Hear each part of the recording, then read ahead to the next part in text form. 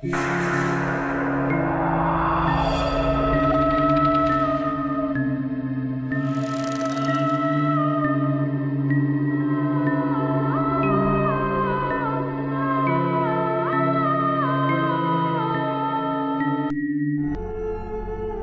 in 2016 wasn't just about red buses and Big Ben. For Julian, London was a gray fog that suffocated his hopes.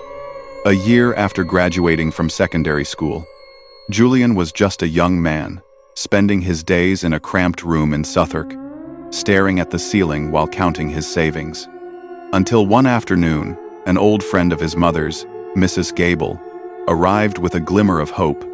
"The medical center needs someone to work in the cooperative administration department, Julian," Mrs. Gable said with a genuine smile. "It's a light job.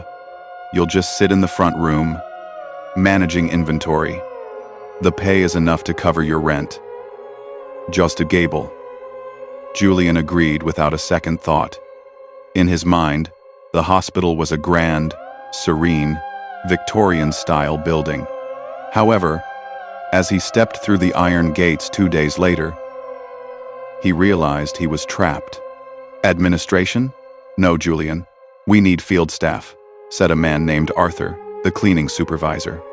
Julian was handed a stiff, dark blue uniform and a cart filled with mops and harsh cleaning chemicals. "You're the sanitation officer. Or to be more honest, you're our new office boy." Julian wanted to protest, but the image of Mrs. Gable and his embarrassment to his mother held him back. He was forced to accept the job. 6 months, he thought. He just needed to survive for 6 months for work experience. However, Julian never knew that the medical center wouldn't let him go that easily. After several weeks of the tedious morning shift, Arthur transferred Julian to the night shift. The rules were strange. Although the hospital was vast and had 4 large buildings, only one person was assigned to guard the back area at night. "You'll be alone in the back area tonight, Julian. Start from the corridor of the end building, past the delivery room, all the way to the fetal room and the waste disposal area," Arthur instructed before disappearing through the elevator doors. Julian started his shift promptly at 10 p.m. The hospital's atmosphere at night was completely different. The neon lights in the back corridor flickered frequently, casting a dim yellow glow that hurt the eyes.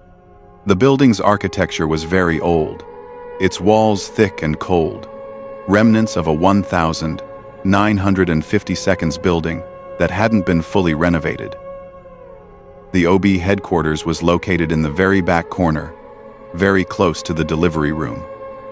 Only an iron fence separated the hospital area from the residential area and a small river behind it. The sound of crickets chirping and the wind whistling through the large banyan trees sent shivers down Julian's spine. Julian froze in the middle of the corridor at the end building. He heard a knock on the wall. The sound is dry and rhythmic. He looked back, but there was only a dark, empty hallway. The sound of shuffling footsteps could be heard from around the corner.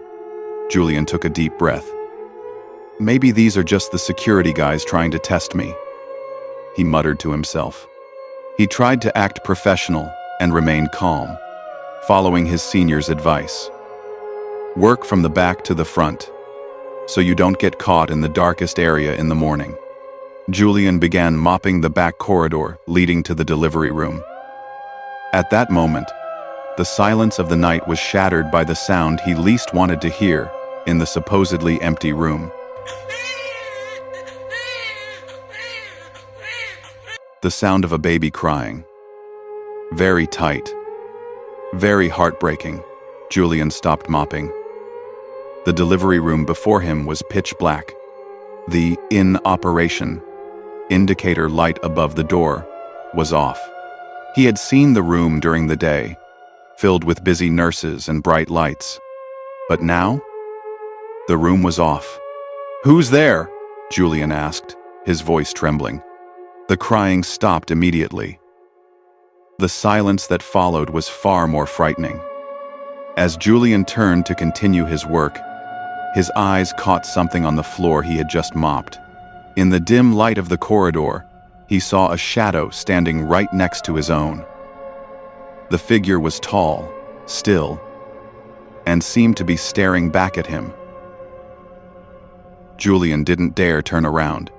His heart was pounding so hard it felt like it was in his throat. He stood frozen for almost a minute, waiting for the shadow to move. But it remained there, clinging to him. Without thinking, Julian threw down his mop and ran as fast as he could toward the central corridor, where the security guards usually gathered for coffee. "Hey, Julian. Why is your face so pale as a corpse?" asked Marcus, one of the security guards, who was shocked to see Julian arrive, breathing heavily. There was a baby's voice, and a shadow dot in the back corridor. Julian stammered. Marcus simply exchanged glances with his other colleagues, then let out a forced chuckle. "Welcome to your first night, Julian. This hospital has a lot of residents who like to greet new people. Consider it a welcome." Julian paused. To him, it wasn't a welcome. It was a warning. And it was only midnight. There were still 5 hours until sunrise, and Julian had just realized that in this hospital, death doesn't always mean the end of a journey. The second night at the medical center was even harder for Julian. Despite his efforts to fortify himself with prayer, the ache lingered in his back. London was drenched in light rain, causing the temperature inside the old building to drop dramatically. Fortunately, that night, some of his friends from the afternoon shift hadn't gone home yet. They were hanging out in front of the back corridor, railing, smoking, and sipping coffee to stave off the drowsiness. Julian felt a small sense of relief at the bustling crowd. "Hey, Julian, hurry up and finish up that back section while we're still here," one of his seniors called out. Julian nodded quickly. He sped up his cleaning cart, mopping the floor in lightning-fast motions from the back corridor to the railing. He wanted to join them before they decided to return to their respective boarding houses. However, in the middle of his work, his stomach suddenly churned. Without even saying goodbye, Julian ran into the restroom in the cleaning room's office. He thought it would only be a short time, but inside, the atmosphere suddenly became silent. The sounds of his friends' conversations outside slowly faded, as if he had suddenly been transported into a soundproof room. Once he finished and opened the restroom door, Julian was stunned. It was quiet. His friends had disappeared. The plastic chairs in front of the fence were empty. A thin mist began to creep in through the gaps in the windows, making the cleaning room feel like a freezer. "I'm completely left alone," Julian grumbled. He quickly reached for the key to lock the office door. However, as his hand reached for the doorknob, a loud noise came from the tool rack in the corner of the room. Julian turned his head. A bottle of floor cleaner had fallen from the shelf. But it wasn't the bottle.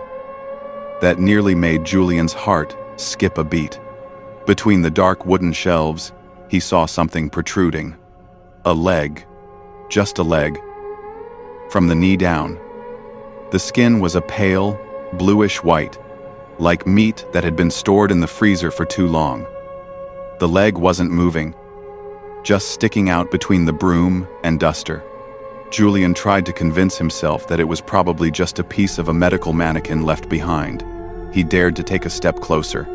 But when his eyes caught the details of the blackened toenails and the dried blood stains on the ankle, Julian knew it was real. Suddenly, the leg shifted. It pulled itself into the darkness of the shelf with a soft, shuffling sound. Julian slammed the office door and ran without looking back. He left his trolley, his mop, and even his jacket. He ran to the security desk in the main lobby, gasping for breath. "A foot!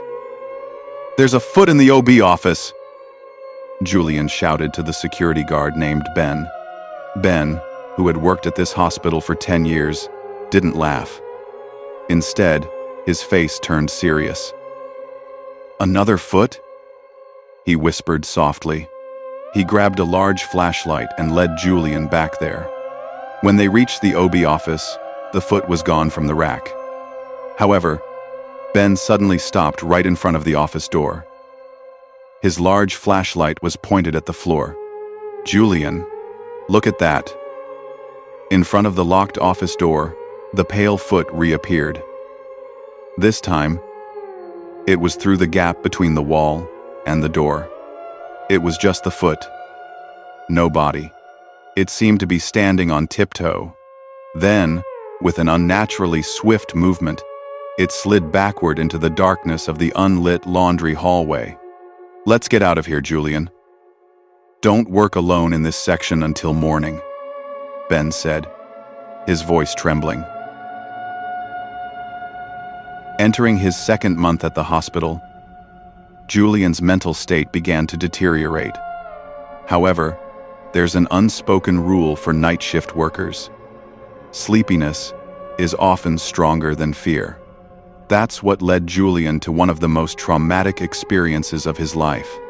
The central building has 6 floors. Floors 1 through 3 are used for the intensive care unit, ICU, which is always busy and brightly lit. However, floors 4 through 6 are empty. Reportedly, those floors are awaiting major renovations that never materialized due to funding disputes. The lights there were dim, casting a gloomy, yellow aura over the empty corridors. One day, during the morning shift while Julian was still training, he found a safe spot to take a nap. It was a restroom on the 5th floor. The floor was dry, the room was quiet, and the supervisors almost never went up there. "Why is this floor closed, Ben?" Julian once asked Ben, the security guard. "A patient died an unnatural death in that toilet last year, Julian. He slipped and broke his neck, but his body wasn't found until 2 days later. Since then, management has decided to vacate that floor," Ben replied flatly. Julian, still naive at the time, remained determined. When he first entered the 5th floor toilet to clean and hide, he discovered something strange in the drain. A clump of long, curly, thick black hair was clogging the metal strainer. Probably the remains of a patient's family member who dared to bathe here, Julian thought. He cleaned it with disgust. The second day, the hair reappeared. In the same position, in the same quantity. The third day, it was still the same. Julian began to feel strange, but his intense sleepiness overpowered reason. He kept cleaning the hair so he could rest there peacefully, until the third night of his darkest night shift arrived. "Clean this up, Julian." Around 1 a.m. As Julian was on duty near the emergency room information desk, an elderly woman with long, messy hair approached him. Her face was obscured by shadow, but her voice was clear to Julian. "Young man, there's something dirty in the central building. Please clean it up," the woman said. Julian, always keen to make a good impression on visitors, nodded immediately. "Yes, madam. Which floor is it?" The woman didn't answer specifically, just pointed towards the elevator in the central building. Julian immediately grabbed his mop and entered. Unconsciously, his fingers pressed the number 5 button. He only realized when the elevator dinged and the doors opened, revealing a dark, stuffy corridor on the 5th floor. "Why am I here?" Julian whispered to himself. He stepped out. It was eerily quiet. The only sound was the hum of the water pipes in the walls. As Julian walked past a row of empty patient rooms, The old woman reappeared from the darkness of the hallway, heading towards the restroom. This time, Julian could see her more clearly. The woman was wearing a very dirty, torn white dress. Her long, curly black hair was wet, clinging to her thin shoulders. "Sir, this one isn't clean yet," the woman said, pointing into the restroom. Julian stepped inside with a sudden, uneasy feeling. A pungent, fishy odor assaulted his nostrils. Under the flickering light of the restroom, Julian saw the woman standing with her back to him in front of the mirror. Slowly, the woman turned around. Julian gasped, nearly dropping his mop. The woman's face was mangled. Her skin was swollen, like someone who had been drowned for too long, with drops of fresh blood oozing from between her hair. Her hair, the curly black hair, seemed to grow out of every pore of her damaged skin. "My hair, clean my hair." Her voice had now turned into a deep, hoarse moan. Julian froze. His heart was pounding so hard he felt like he might faint at any moment. He remembered the clump of hair he'd cleaned every morning in the toilet bowl. It turned out he hadn't been cleaning up trash. He'd been serving the figure trapped there. The woman began to walk closer. Her movements were odd. Her head tilted to one side, and each step left a trail of fishy water on the floor. Julian wanted to scream, but his voice was lost in his throat. In desperation, Julian closed his eyes and prayed as best he could. When he opened them, the toilet was empty. However, a large clump of curly black hair was now piled on top of his work shoes. Julian ran helter-skelter. He didn't take the elevator. He descended the emergency stairs from the 5th floor to the ground floor, his legs trembling violently. He arrived at the security post, his face wet with tears and cold sweat. "I quit. I can't do it anymore," Julian cried to the security guards. That night, Julian could only sit huddled in the security post, reading the holy book Ben had given him. He had just learned that the figure was indeed the guardian of the 5th floor restroom, and the reason it had asked to be cleaned was because for the past week, Julian had been inadvertently communicating with it through the hairs. Julian fell ill a week after the incident. He had a high fever and often talked in his sleep about the hair wrapped around his neck. However, the terror of the hospital was not over. There was still one more building that held the most terrifying secret. The upper building, where the death elevator was located. The 4th night was supposed to be Julian's last before his 2-day vacation. However, at the medical center, the last night is often the most challenging. That night, Julian was given an additional task he absolutely hated: operating a machine. In the sanitation world, operating a machine means using a large, heavy, and noisy floor polishing machine. The goal was to ensure the marble floors in the main lobby remained shiny. The area he was assigned to clean was the upper building, a 15-story building that served as a dormitory for young nurses from out of town. Around 2 a.m., Julian began dragging his polishing machine toward the upper building lobby. The atmosphere was spacious and empty. Moonlight streamed in through the large windows, illuminating the half-tarnished floor. Julian plugged a very long roll of cord into an outlet near the emergency stairwell door. The sound of the polishing machine echoed through the empty lobby. Julian concentrated on the rotating motion of the machine. However, after only 10 minutes of work, the machine suddenly stopped. Julian checked the cable behind it. It was unplugged. Maybe I pulled it too hard, he thought. He walked back to the corner of the elevator, reconnected the cable, and started working again. 5 minutes later, the same thing happened. The machine stopped. The cable came loose again. Julian was sure the cable was still very loose. As Julian bent down to pick up the end of the cable near the elevator door, He heard something coming from behind the emergency staircase door. Footsteps descended the stairs.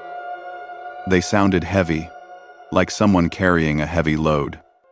However, strangely, the footsteps sounded very close, but never reached the ground floor.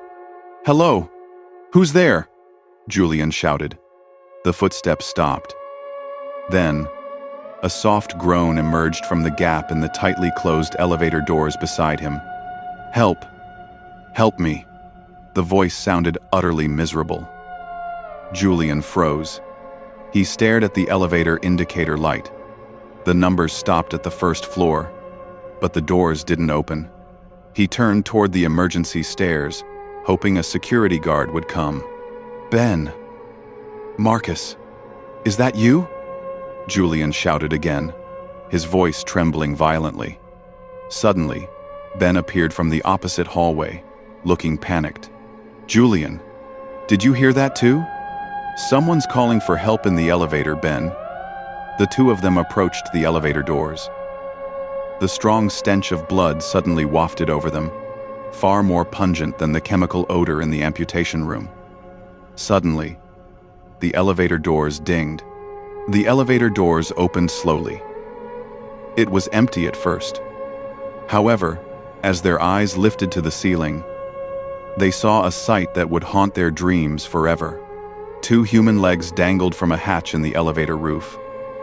The legs were wearing white nurses' stockings, but they were in a mangled state. Fresh blood dripped profusely from the tips of the broken toes, soaking the clean elevator floor. "Help!" The voice rang out again, directly above their heads. Before Julian or Ben could react, something heavy fell from the elevator roof. Bam! A woman's body, covered in blood in a white nurse's uniform, fell face down in front of them. She was curled up, her neck tilted at an unnatural angle. Before the body landed completely on the floor, Julian and Ben had already turned and ran as fast as they could. They ran aimlessly through the dark corridors until they reached the main security post. Julian collapsed to the ground, crying hysterically. He was speechless. The next day, Julian never returned to retrieve his remaining belongings. Through Ben, he finally learned the dark secret of the upper building. Years ago, a young nurse trainee had been trapped between the elevator doors and the floor when the elevator experienced a technical malfunction. Her body was dragged several floors before finally falling to the bottom of the elevator shaft. The dangling legs, the cries for help, and the stench of blood were the lingering energy of a tragedy that never truly left the hospital. Julian decided to quit immediately. He realized that his mental health was far more valuable than any salary. Although he was ill for 2 weeks after the elevator incident, often delirious and experiencing the sensation of feet touching the edge of his bed, he slowly began to recover. Now, Julian has chosen a different path in life. He no longer mops floors at night. He spends his time in a brighter world, but occasionally, when he gets into a public elevator, he'll glance up at the ceiling, making sure no one's feet are dangling.